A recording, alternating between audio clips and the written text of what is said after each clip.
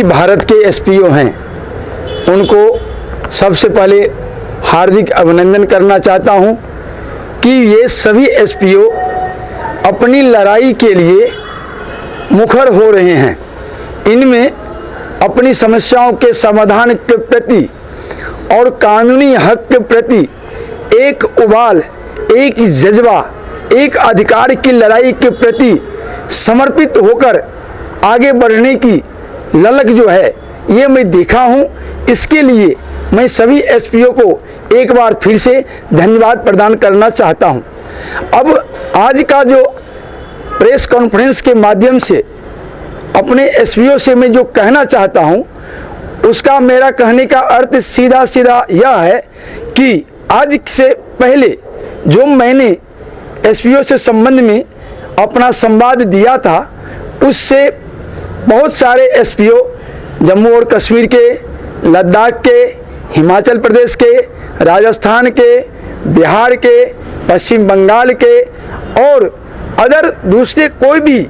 जो राज्य हैं जहां एसपीओ हैं उन्होंने हमसे हमारे नंबर पर संपर्क स्थापित किया है और हमारे व्हाट्सएप पर अपनी डिटेल्स और डॉक्यूमेंट्स भी भेजे हैं। सबसे पहले उन एसपीओ से मैं ये कहना चाहता हूँ कि आप लोग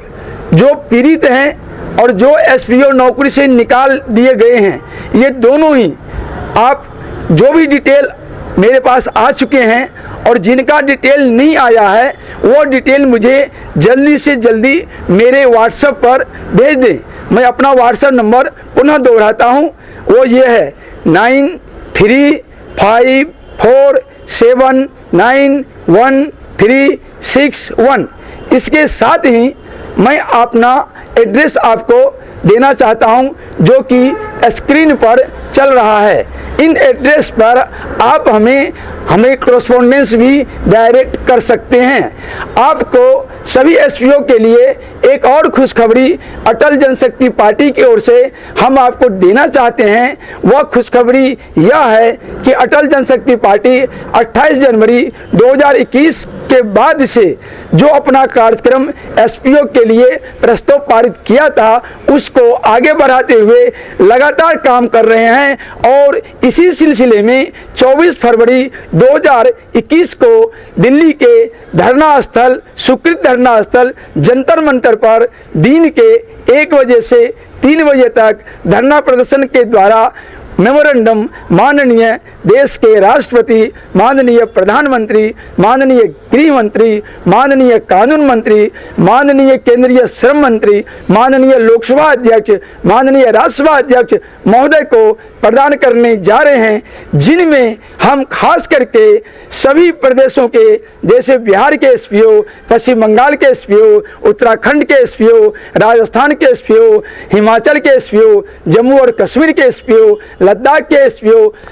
की जो समस्याएं हैं और साथ ही इन एसपीओ में जो नौकरी कर रहे हैं उनके लिए और जिनको नौकरी से निकाल दिया गया है उन सब के लिए और जो नौकरी कर रहे हैं और जिनको गलत तरीके से इधर उधर ट्रांसफ़र कर दिया गया है और दिक्कतें पैदा हो रही है, इन सभी के लिए काम करने जा रहे हैं। और 24 फरवरी 2021 को जो भी एसपीओ शामिल होना चाहते हैं तन मन धन से वो हमें इसमें शामिल हो सकते हैं और जो शामिल होंगे, जो दिल्ली आएंगे, हम तो चाहेंगे सभी एसपीओ दिल्ली आ जाएं, अपनी शक्ति का परिचय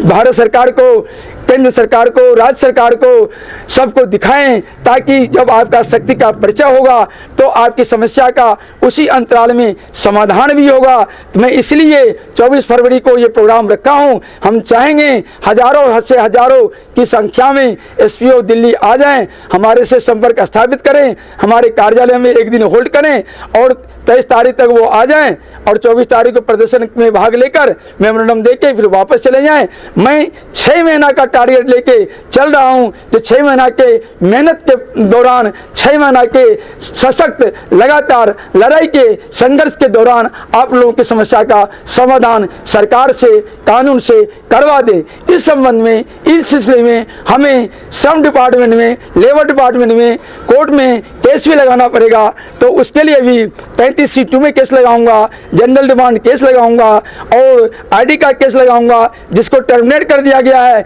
उसके लिए हम आईडी का केस लगाएंगे, जो टर्मिनेट नहीं किया गया है उनके लिए हम जनरल डिमांड केस लगाएंगे, जिनका एरियल वगैरह नहीं दिया है उनके लिए हम 33C2 में केस लगाएंगे। और केस लगाकर कानून की लड़ाई और जनतांत्रिक संघर्ष, दोनों ही संघर्ष के बल पर हम इस जंग को जीतना चाहते हैं। लेकिन ये जंग हम तभी जीतेंगे जब भी हमारे सभी एसपीओ हमारे साथ होंगे, हम एक साथ मिलकर लड़ेंगे। जब मिलकर लड़ेंगे तो जीतेंगे। तो आइए, अटल जनशक्ति पार्टी एक बार फिर आप सभी देश के एसपीओ से आह्वान करता है कि मिलकर लड़ने के लिए, कदम दर कदम साथ चलने के लिए, आगे बढ़कर अपने हकों के लिए बढ़ें। अटल जनशक्ति आपके साथ है और इसके साथ ही हम आपको विश्वास दिलाते हैं कि हम आपका हक अवश्य दिलवाएंगे।